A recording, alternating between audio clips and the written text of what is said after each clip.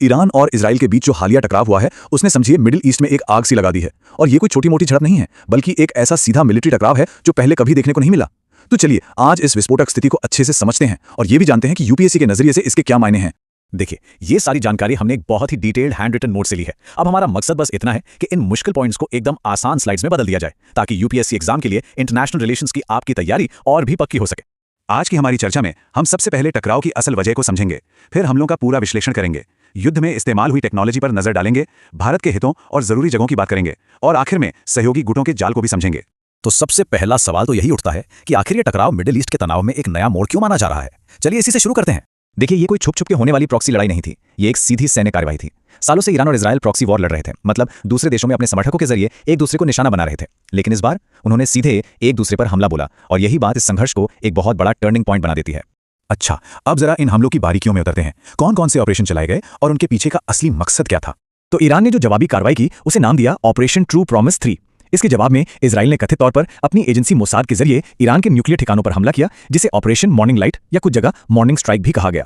इस पूरे मामले में अमेरिका भी पीछे नहीं रहा। उसने ऑपरेशन मिडनाइट हैमर लॉन्च किया और उसका निशाना क्या था? ईरान के नतांज और इस्फहान में मौजूद यूरेनियम एनरिचमेंट सेंटर। एक बात ध्यान रखिएगा, यूपीएससी 2025 के लिए ये लोकेशंस बहुत जरूरी हो सकती हैं।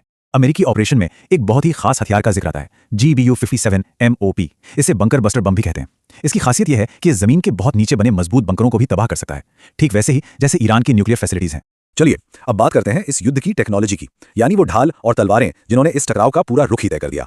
तो अब सवाल ये उठता है कि आखिर कोई भी देश सैकड़ों मिसाइलों और ड्रोन्स के एक साथ हमले से खुद को बचाता कैसे? इसका जवाब है इजराइल के पास मौजूद एक अभेद्य हवाई रक्षा प्रणाली। इजराइल का एयर डिफेंस सिस्टम ना एक के ऊपर एक कई सुरक्षा कवच की तरह है।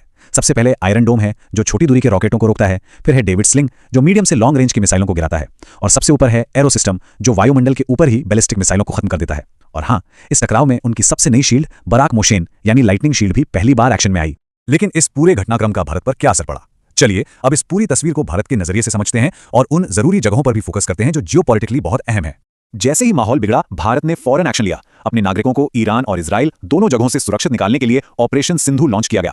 यह दिखाता है कि भारत अपने लोगों की सुरक्षा को लेकर कितना गंभीर है।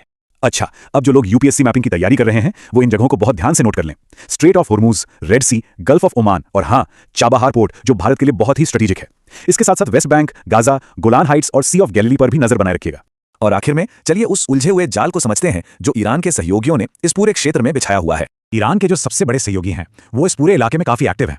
लेबनान में शिया मिलिशिया हिजबुल्लाह है, गाजा में सुन्नी इस्लामवादी समूह हमास है और यमन में शिया राजनीतिक और सैन्य संगठन हूती हैं। ये सभी इस रीजन की पॉलिटिक्स में बहुत अहम किरदार निभाते हैं। तो यहाँ एक बड़ा सवाल खड़ा होता है, जिस तेजी से मिलिट्री टेक्नोलॉजी और क्षेत्रीय गठबंधन बदल रहे हैं उसे देखते हुए ग्लोबल सिक्योरिटी के लिए अगला बड़ा खतरा कहां से और कैसे उभरेगा? ये एक ऐसा सवाल है जिस पे हम सबको सोचने की जरूरत है।